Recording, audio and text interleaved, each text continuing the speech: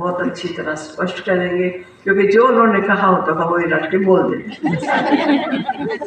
और गुलजार दादी जी को मेरे पढ़ने में जरा टाइम लगता था, लेकिन गुलजार दादी मुझे कहते थे आप मेरे वाला पार्ट मुझे सुना दो, तो मैं पढ़ के सुनाती थी। दादी 5-6 अक्षर लिख लेती थी, बस 5-6 अक्षर से पूरे का पूरा लेक्चर, जो आधा लेक्चर उन्होंने करना होता था आधा मैंने करना होता, पूरे का पूरा लेक्चर दादी इतना सुंदर करती थी, जो एक अक्षर भी उनको भूलता नहीं था।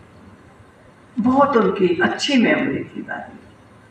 तो मुझे तो जैसे सिखाया गया, थोड़ा सा पार्ट में बोल के शुरू करूँगी, फिर दादी बोलेगी। तो दादी बहुत क्लासेस कराना, जगदीश भाई सब पर मेहनत बहुत करते थे, कोर्स कराने की मेहनत, भाषण कराने की मेहनत, कोई डिबेट होने की मेहनत, ये सबको सिखाते रहते। तो हम बहनें भी, क्योंकि भाई सब ऊपर रहते थे, हम सब बहनें नीचे रहती थी। अगर किसी बहन का कोई मूड किसी दिन ठीक नहीं और किसी एक ने बता दिया कि भाई सब आज उसका मूड ठीक नहीं, बता देता था कोई ना कोई उनको जाकर, तो भाई सब ऐसे ही चले आते थे। संतरा छीला, शहद रखा, मक्खन रखा, वे सभी आओ, आज इतना बढ़िया संतरा आया है, शहद भी है, मक्खन भी है, इसके साथ संतरा खिलाऊंगा। तो सभी को 2-5 संतरे की मिल जाती थी, शहद लगा लगा के वो संतरा मिलता। किस लिए खिला रहे हैं, अब उस बहन को कैसे बुलाएं, और उसको पता चल जाएगा मेरी शिकायत कर दी है, तो सब खा रहे हैं। फिर कहते वो नहीं आई, मानो कोई समझो किसी का सविता नाम है, सविता नहीं दिखाई दे रही, सविता कहाँ है, वो भी तो संतरा खाए। तो सब चुप, सविता को बुलाओ, सविता कहाँ है। अब सविता आ रही है, मुंह लटकाया।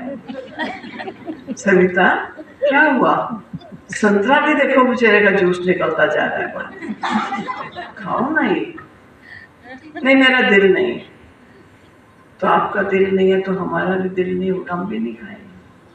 तो मानो उसको खिला के और फिर क्या बात हुई, उससे बात पूछ के उसका मूड ठीक करके, जिससे मूड बिगड़ा उसको बुला के, तुम अब ये संतरे की बात तुम इसके मुंह में दो, वो तेरे मुंह में दी, दोनों का सुलह करा के फिर जाना। मैं कहती थी आप इतना लाखों क्यों देते हो, जिससे ये अपने आप स्टैंड नहीं करेंगे पाँव पर, समझेंगे कोई ठीक करेगा तब हम चलेंगे। कहते थे इसका टाइम कितना वेस्ट हो जाएगा, टाइम हीरा है अमूल्य, और समय वेस्ट चला जाएगा, यही समय तो आगे बढ़ने का है। कभी भी किसी का मूड खराब हो तो कहते थे फौरन उसको बुला के बिठा के उसके मुंह में गिट्टी डाल के उसको प्यार दे के ठीक कर दो, उसका समय ना बर्बाद हो जाए। तो बहुत मेहनत करते थे। गुलजार दादी नहीं करते थे, गुलजार दादी कहते थे जगदीश भाई बैठा ना कहेगा उसको खिला देगा, लेकिन दादी प्यार ज्ञान देती थी, दादी ज्ञान से हर एक को हर बात समझाती थी, लेकिन इसमें टाइम नहीं। और कभी पता चल जाए जगदीश भ्राता जी को कि आज इनकी टीचर्स मीटिंग है और मीटिंग का टाइम पता चल जाए, मान लीजिए कहते कितने बजे मीटिंग है आपकी, तो मैं कहती थी भाई सर हमारी मीटिंग 10 बजे है, लेकिन लोग 11 साढ़े 11 से पहले आते ही नहीं। कहते थे देखो कुछ भी हो जाए हम नियमबद्ध रहे, हम कभी ये ना कहें मीटिंग 10 बजे की है हम 11:30 बजे जाए।